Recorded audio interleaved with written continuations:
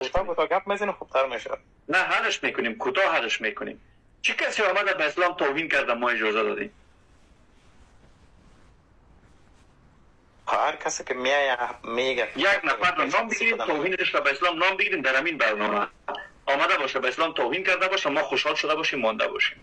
آیا میدانی که محمد را در برنامه ما اجازه نداره کسی بوگه پایین میندازیمش؟ خبر هستی مثلا لفظ بیناموس که استفاده میکنه؟ چه کسی لفظ بیناموس استفاده کرده؟ ما گفتیم که اسلام ناموس است. حالا گوش کن. نه بیناموس گفتم با پیامبرت.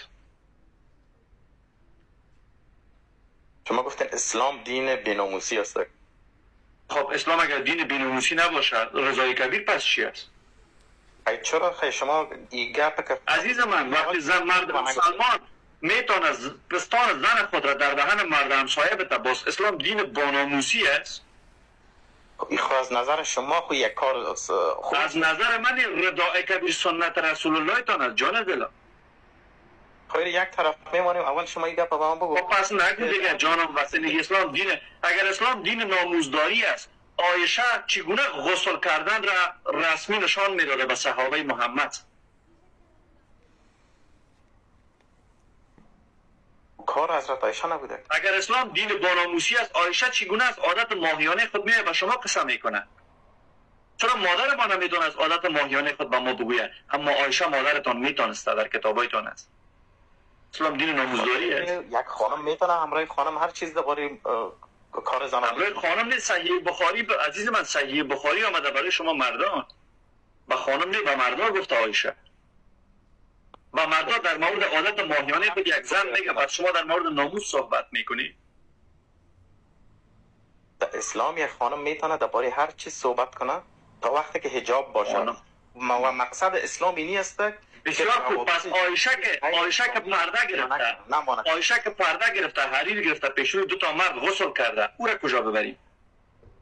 پرده کرده دیگه جان لچ خون آمده پرده گرفتن پس چرا رفته کار نکرده؟ چرا پرده گرفته پیشوی دو مرد غسل کرده؟ پرده کرده غسل کرده خب پرده کرده. دلم اگر امروز یک زن دو مرد را دعوت کنه میانشان یک پردگک بگیره و طریقه غسل برش یاد بده پس چرا می کار نمیکنه وقتی اون مردها رو نمیبینه؟ اول خوی معلوم نیست که گپ شده یا نشده. خب ما گپ شما صحیح بخاری بذار معنی شبل بیار. خوی نمی گپ شما درست هیچ نشان نده.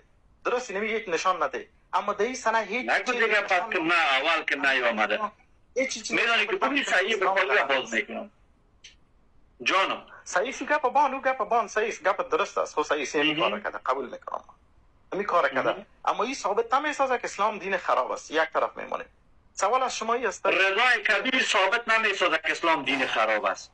غسل کردن عایشه ثابت نمیسازه که اسلام دین خراب است. قصه‌های جنسی شخصی پیامبر اسلام با ام المؤمنین مادر مؤمنان عایشه ثابت نمیسازه که اسلام دین خراب است. محمد با دختر 9 ساله سکس میکنه با عایشه 9 ساله ثابت نمیسازه که اسلام دین خراب است. چی ثابت میسازه که اسلام دین خراب است؟ اسلام تو نیست که تو میخوای. اسلام او چیز است که فطرت از ما میخواد. این که تو خوش فطرت تو میخوای که دختر 9 ساله رابطه داشته باشی؟ نه خیر نه فرض نیست. در کجا چرا میگی اسلام چیزی را میخواد که فطرت ما میخواد؟ در کجا گفته که دختر 9 ساله ضروری است که تو عروسی کنی؟ تو اگه یک مرد هستی 18 ساله هستی میدونی که یک خانم 55 ساله عروسی کنی؟ بسیار خوب. نه مسئله نه مرد 18 ساله میتونه با خانم 70 ساله ازدواج کنه. من با این رابطه هیچ مشکلی ندارم. ما میایم بالای مرحله بلوغیت دختر 9 ساله رو نمیتونی با مرد 18 ساله مقایسه کنی. جان دلم در اسلام وعده که یک دختر پریودش میتونه عروسی کنه هیچ مشکلی نیست. نه عزیز من دختر 9 ساله محمد با دختر 9 ساله ازدواج کرده تو چرا نمیکنی این کار را؟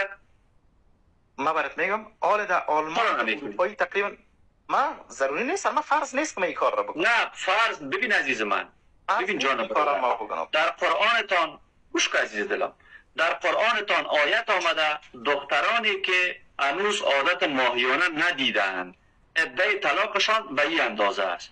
قرآن شما اگر شما با دخترای شیرخواره ازدواج نمیکنید قرآن شما این آیت را چرا در خودش داره؟